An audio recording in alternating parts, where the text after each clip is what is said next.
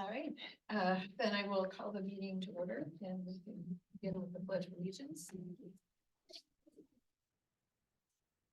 I pledge allegiance to the flag of the United States of America and to the republic for which it stands, one nation, under God, indivisible, with liberty and justice for all. And we have no minutes from the last meeting yet, but we do have 3 items on the agenda. Is there a motion to approve the agenda? Second. There's a motion and a second to approve the agenda. Any discussion? Hearing none, all those in favor say aye. Aye. Opposed? Motion carries. See any visitors to be heard. Okay, so then the first appeal is Joseph Booth and Pamela Rudd. So Mr. Booth, are you online? Yes, I am. Oh, great. Okay.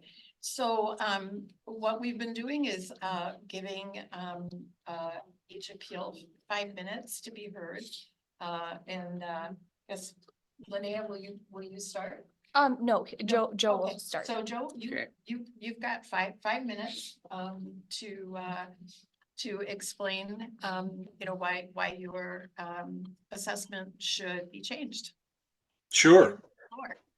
Sure. Well, thank all of you very much for a couple of minutes here this afternoon to talk about this very important issue. Needless to say, I guess my position is I know that I went before the Board of Equalization in Irene and made my case before those city council board members as well as representatives of the school. I guess maybe characterize them as the folks with the most significant vested interest in the property tax assessment. And through that process was approved at the valuation level that we had presented. And so it was changed after that, after the local people had already approved that way. And I guess so.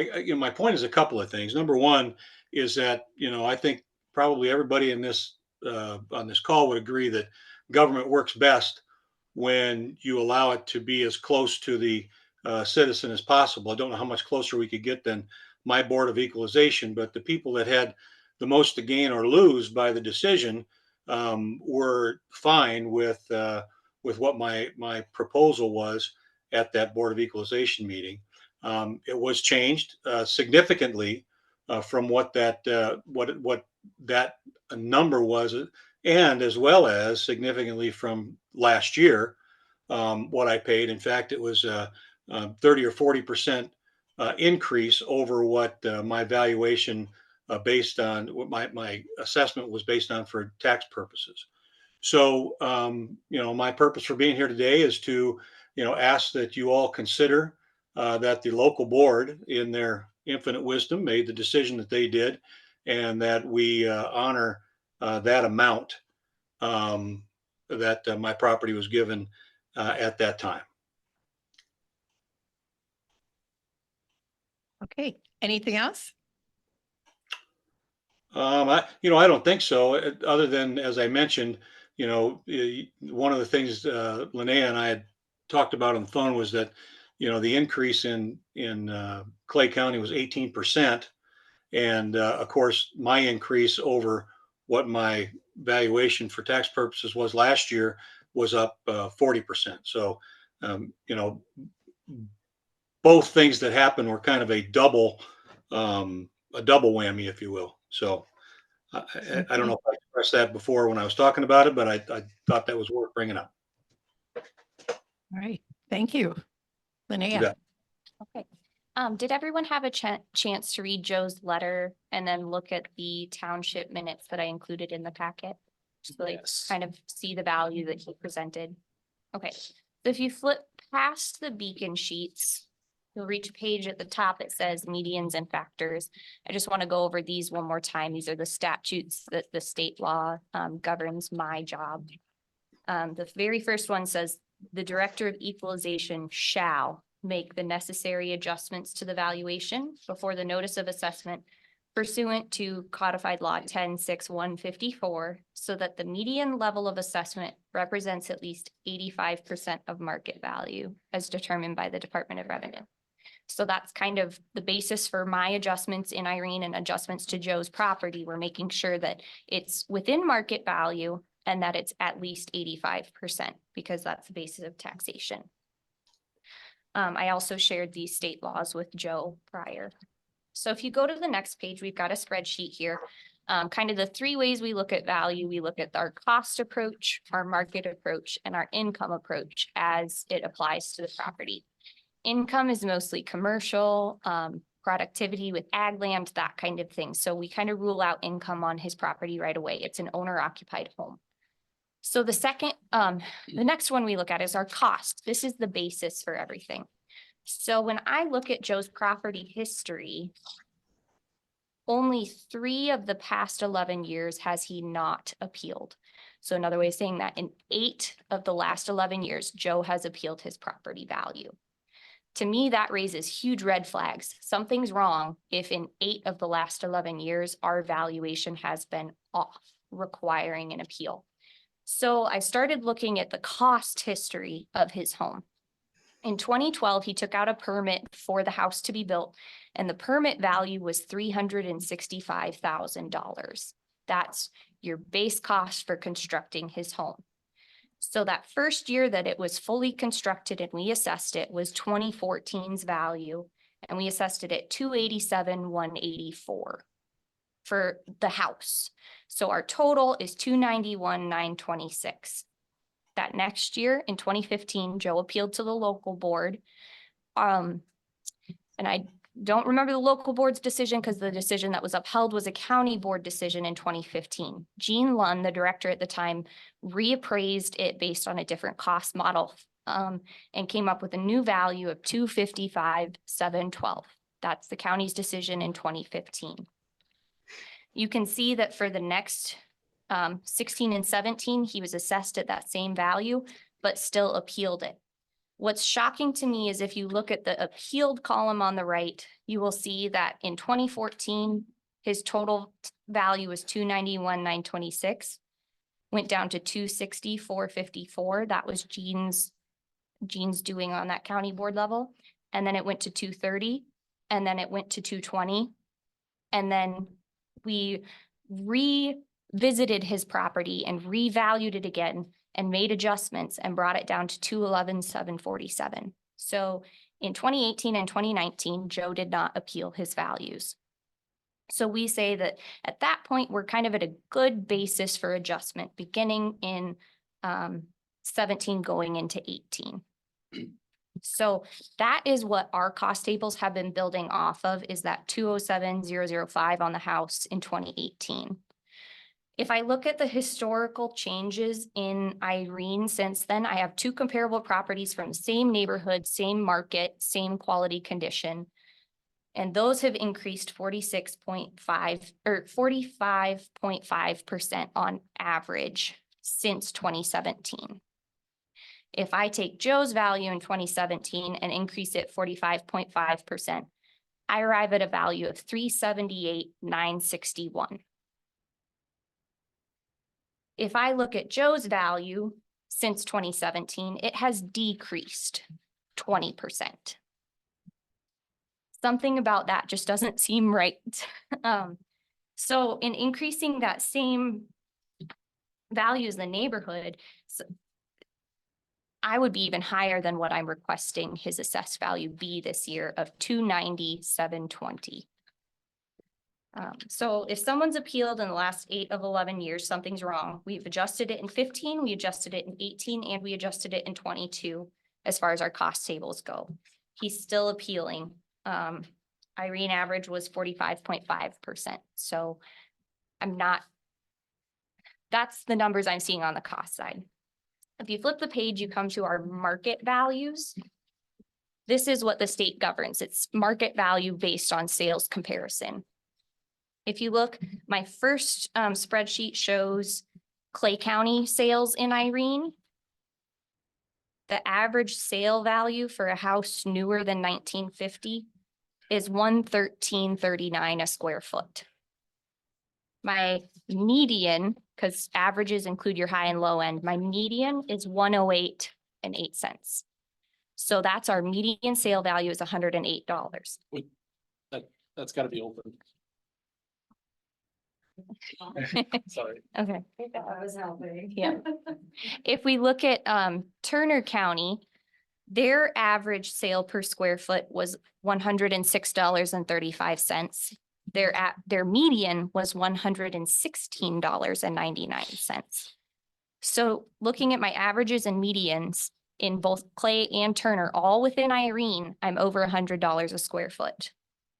If I look specifically just at Arneson's addition in Irene, which is where Joe's house is, I included permit values. Most of them are newer homes, so they haven't sold yet.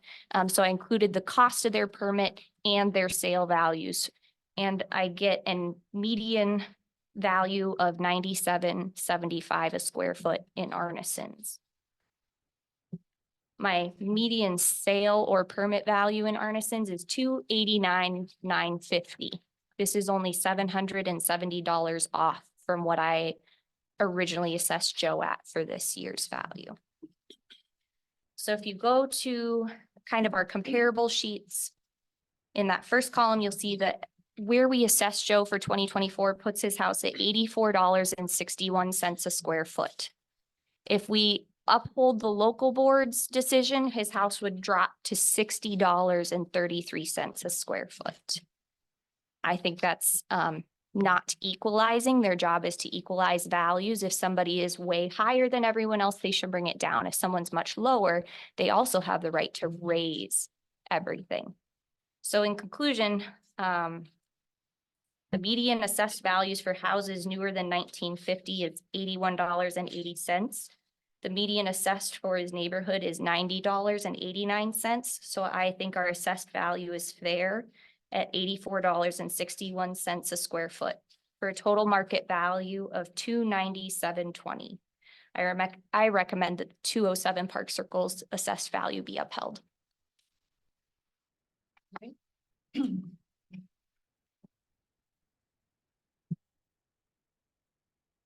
So are there any questions from anyone?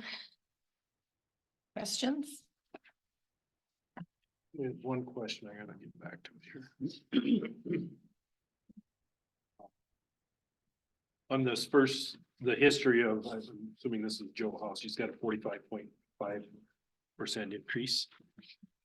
Is that, did you refer to the total Irene increase or not? I looked at Arneson's addition. Okay, In looking at all of Irene, you have some of those other ones like that I looked at had a new garage added. Mhm. So their increase was closer to 60%. okay, Or you had another one where they tore down a shed and then split off some land. And so their increase was less, but they had lost value. So I picked two houses in Arneson's, right? I want to look at the most comparable neighborhood. Yep. And I want to look at things that have not changed since my base year that I'm basing it off of, which was 2017. And that was Gene's value that back. so there in Irene and in Cape countywide, there Oh. are places that are 45 and above Mhm. increase. So are you asking This- what the countywide average? No, I'm increase? just saying that this isn't an oddity, that one person got jumped up 45. Well, and that is from 2017 to current, right? Yes. Yeah, Yeah. okay, yeah. So, and I think the big thing that Joe is seeing is that it's a 45% increase in 1 year. But if you look at his assessed value, it's based off the cost and market every year, right? So we've increased it the same every year. But over on the right-hand side is his appeal value. He has appealed to 209 or less since 2019. So in 19, 20, 21, 22, and 23, and now again in 24, he's asking for the same value. And so his basis is really a 2019 increase to now. If that makes sense. Nope, that makes sense. And my other question is just because it's my first process. Yeah. He's speaking of a local board. Mhm. So What's their role in this?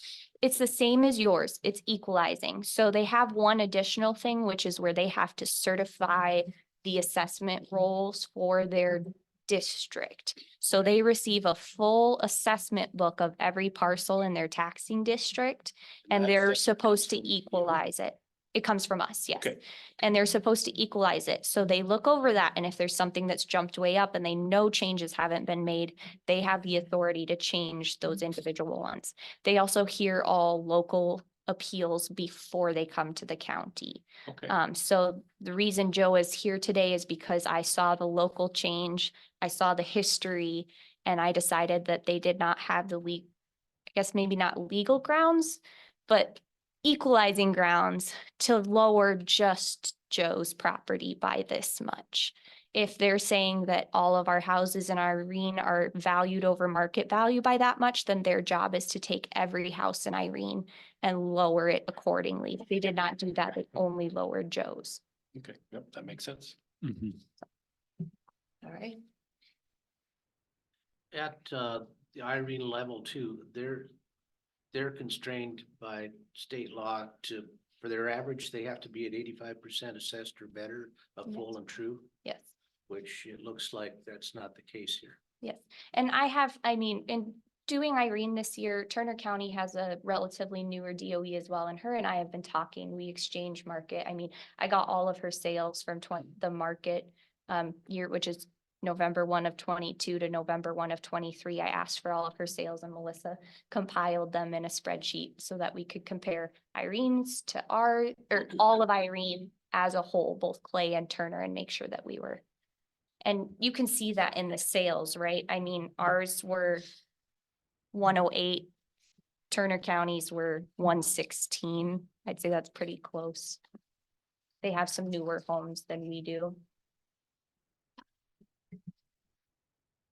And the 45% increase, that's since 2017. Yes. So that's about a 6.5% per year. Yes, and countywide, Irene does not track the same way as the county. Countywide, on the low end, houses have increased 62%.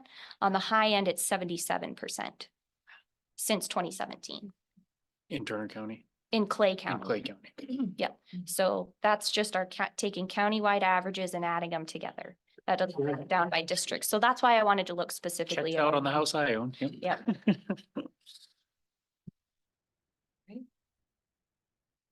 Questions? Discussion? Is there a motion? I'd move to accept the Director of Equalization's recommendation of 297.20 for the total. appraised second cost. Okay, there's a motion and a second. Any further discussion? Hearing none, all those in favor say aye. Aye. Opposed? The assessor's recommendation is confirmed. And thank you for coming today, Joe. Just know that, you know, assessment increase is not the same as a tax increase. You know, there's a formula there, and, you know, you will undoubtedly, I mean, although taxes have gone up because of the new law enforcement center in jail and the new school, you will not do not expect to see a tax increase of the magnitude of the assessment increase. They're two very, very, very different things. The whole idea of equalization is to make sure that everybody's house relative to everybody else's is assessed properly. And then, you know, taxes are arrived at, you know, with a math problem, right, assessed.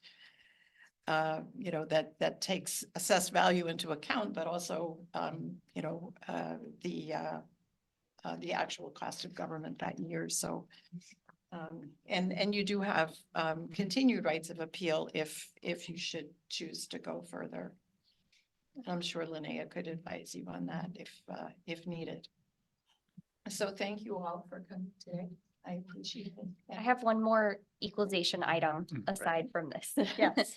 So I started looking over after our meeting last week. I wanted to make sure that everything that you needed to address was addressed. In the front of your binder is a sleeve with 2 parcels on it. These are people that applied for owner occupied status after their assessment notices were mailed, but before the deadline. And so these need your approval to be added to the owner occupied properties. So they have been changed. We just need to approve it. We don't make those changes between assessment notices until you approve it. So you have to approve these 2 so I can put them on. Move to approve. Second. Okay, there's a motion to approve in a second. Any discussion? Hearing none, all those in favor say aye. Aye. Opposed? Motion carries. Any other business? Hearing none, motion to adjourn. Move to adjourn. Second. It's a motion and a second to adjourn. All those in favor say aye. Aye. Opposed? Motion carries. Thank you, Linnea.